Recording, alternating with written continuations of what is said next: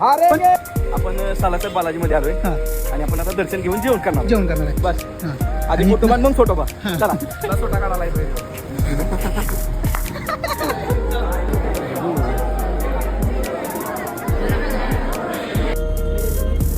आम्ही आलोय आता बालाजीला. आता आम्ही चाललोय आता मोरपूर जायचं आपल्याला रे.